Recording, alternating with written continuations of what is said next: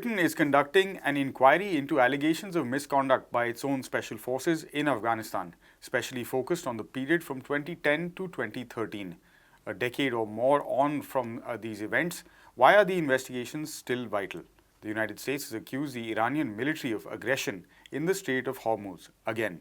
This comes a day after the country joined the SCO. What is the state of maritime security in the region? And we get a report on the National Health Conference in Brazil, where a participative process involving over 2 million Brazilians might play a pivotal role in the direction of public health in the country. Can Brazil's unified health system bounce back from the damage done by Bolsonaro's administration?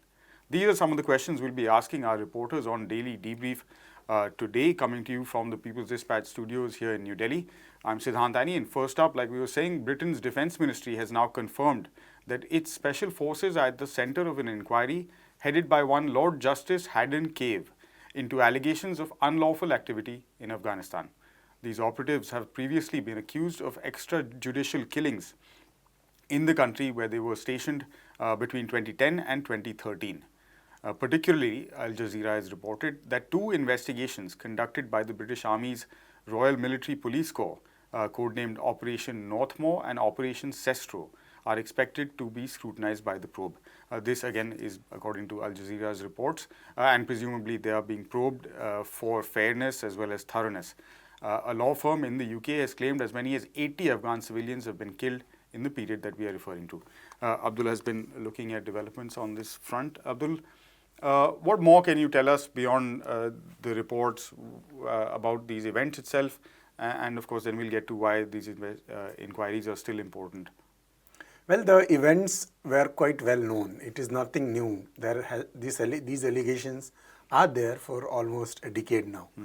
And they were confirmed again last year when the BBC came out with the investigation or a revelation that the Defence Ministry and the UK forces had basically tried to cover up the fact which comes out from their own investigation and findings, that at least 54 Afghans were illegally killed during the 6 months period when the UK Special Forces carried out an operation in the Helmand province. So that is one part, of course. Apart from that, which is the most important, the 2 investigations prior to the current one, which you referred to. Both the investigations, millions of dollars spent on those investigations, did not result any prosecution, any indictment. In fact, the first one, which was the most important one, Northmore, basically did not charge anyone. In the second investigation, 3 people were charged, 3 soldiers were charged, but they were never prosecuted by the government and so on and so forth. This kind of, you can say, covering up is also part of this investigation. And this investigation, by the way, is not because the UK Defence Ministry is very willing to do it. It is primarily a result of the consistent pressure created by the families of the victims, who have basically pursued both their cases in the media and through the legal process available. And because of those pressures, these investigations are finally, this investigation is finally happening. We are not very sure, we are not very confident whether these investigations will also will have the similar fate as the previous investigations, or there will be really some action taken against those who are responsible for the crimes, war crimes in Afghanistan. Which brings us, I guess, to the broader question that comes up in these kind of situations, Abdul, which is that, even reports are saying that national security interests have to be balanced with, etc., etc. In human rights terms, what does that mean? And why is this an example of what happens in conflict areas all around the world? Well, the idea of the national interest being basically threatened when you basically try to establish accountability for war crimes or any criminal activity conducted by their armed forces on the ground is basically a way to hide, to basically provide immunity to the armed forces. It is basically related, it is the way to say that the morale of the armed forces need to be kept high so that whatever we ask them to do, they do on the ground. This is how the occupation, the imperialist interventions and wars are basically conducted. So that is one code word you can say.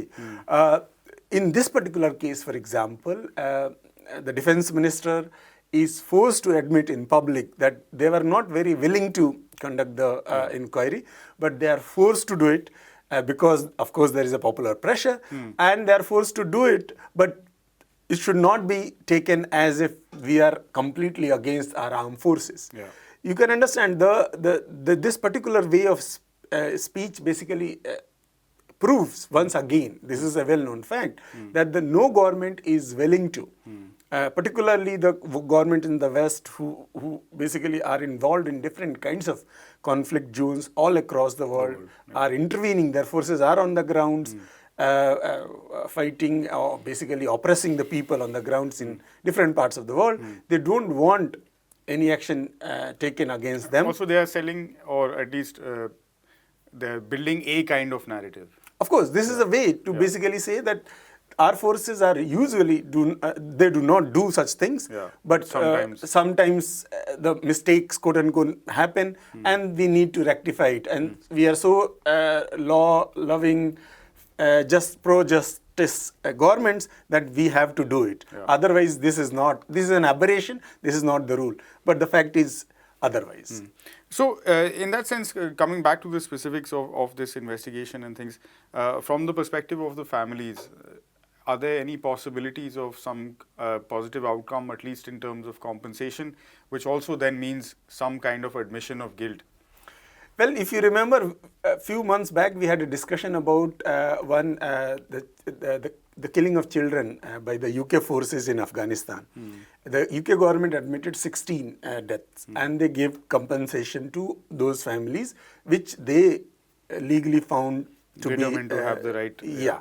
Sure. But when the other investigations were conducted by independent groups, it came out that at least 135 children were killed in between 2006 and 2014.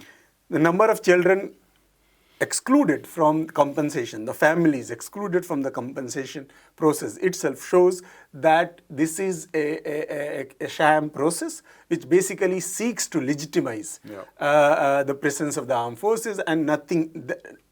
The addressal of the grievances of the family is not the primary concern. So this is a tokenism which, of course, will happen. We are not sure what will be the nitty-gritties related to the compensation, but that will happen. But we are not sure. All the families who have faced such atrocities will be compensated, or it will be like some people who are basically fighting the cases, very vocal about it, will be chosen to to be compensated so that the entire matter can be pacified. If you see the real numbers, the real victims are still there in Afghanistan. They do not have the privilege or the resources, the wherewithal to access courts in the United Kingdom. Of course. To come to United Kingdom and hire a big firm to fight their cases. Few families can do it, and maybe they will be compensated, but the rest of the families, the real victims or the victims at large, will not be even acknowledged. Absolutely. All right, Abdul, we'll ask you to stay on because we're talking about Iran next, and that is also a part of your larger beat. A day after Iran was made a full member of the Shanghai Cooperation Organization, which is a regional cooperation organization including India, China, Russia and many Central Asian nations that's focused on trade routes at this point, the US Navy has said that it prevented Iranian forces from seizing 2 oil tankers near the Strait of Hormuz. Abdul, I suppose this is not the first time such allegations have been made. You can maybe point us to first what the Iranian side's response has been to this specific case, and then we can talk about the broader. Of course, Iranians have denied that any such incident has happened at on that particular day and the places where the US is claiming that this particular thing has happened. And I think this is nothing new. This after a point it has become a kind of a regular regular affair. The Iranians, of course, have concerns in Persian Gulf, Strait of Hormuz, or the Sea of Oman, primarily because, of course, it matters. It is a matter of their border security. They share the border.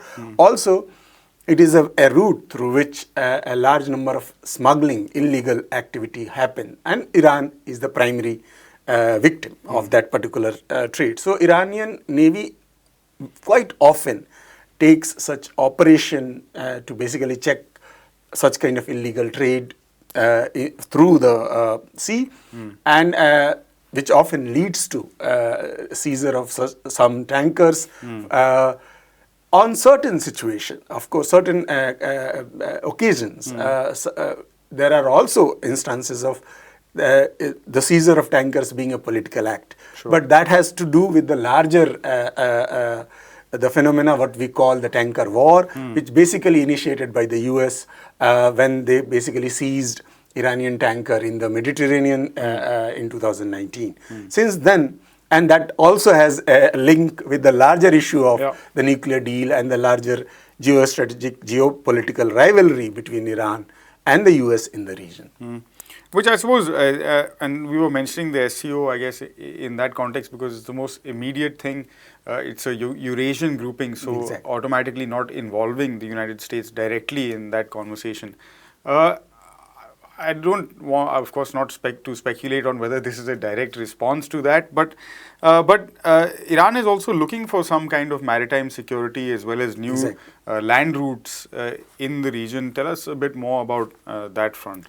Well, see, as I said before, Iran is concerned about the water, the trade through the sea in that particular region, but it is also concerned about the what it calls the external intervention in the region.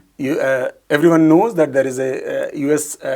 Navy Central Command located very much in the Persian Gulf in Bahrain, and Iran and some other countries in the region have pointed out that this is basically a threat to their security in large, given the fact US policies of interventions in different countries. That is one. The second thing is, of course, ever since the sanctions imposed on Iran since May 2018, when US decided to unilaterally withdraw from the nuclear deal, there has been increased attempt by the US to impose its sanctions. And the only way it seems it can impose its sanction which is imposed on the export of the oil from Iran is basically to prevent the Iranian tankers from leaving. So it becomes an issue of preserving or basically providing security to its tankers, its tanker which is exporting oil and other Iranian importing and exporting. One should remember that sea trade becomes very important given the fact that Iran is very much dependent on import of food material as well. So its security is important. It is also important for other regional countries in the region, whether it is Saudi Arabia, whether it is UAE, whether it is Oman, and so on and so forth. So Iran has proposed a regional maritime security alliance, which basically will create an independent, autonomous security in the region, independent from the US or other external intervention. And that basically is one thing which, of course, US is not very happy about, given the larger changes in the region. Everyone knows how Saudi Arabia is gradually moving away from the US hegemony, how UAE and some other countries in the region have asserted their autonomy vis-a-vis when it comes to foreign policy or the geostrategy. So that basically, if they all agree for a regional maritime security alliance in the region, independent to US presence, that basically will be a death knell to the US Navy's Central Command in Bahrain. And that basically is the primary reason that the US is not very is not willing to let this particular issue go, that Iran is the primary threat for the maritime security in the region and not anyone The else. United States. And no regional country should try to align with the country which basically is the problem, which creates the problem. That is the logic with which They US are basically operating. carries out this kind of propaganda, you can say, given the fact that this, at least this time, the Iranians have completely denied any involvement. All right. Thanks very much, Abdul. And with that, we move to our final story of the day, which is from Brazil, where from the 2nd to the 5th of July, over 4,000 delegates elected in a nearly year-long process of consultation, debate, and democracy at work met in Brazil to propose publicly sourced proposals and guidelines for the functioning of the country's unified health system, known as the SUS. These plans, as I mentioned, were developed through conferences at municipal and state levels, as well as over 100 meetings that were open to the general public. The preparation for this national level event mobilized as many as 2 million health workers, managers, patients, activists, and others from all over the country. These conferences are vital as a platform for dialogue between government and civil society in Brazil. And this represents what is known locally, and Anna will tell us more about it a little later on, as social control. Anna, so this entire structure, it seems like a very vibrant and safe space, which is probably maybe a prerequisite to have these vital conversations on public health.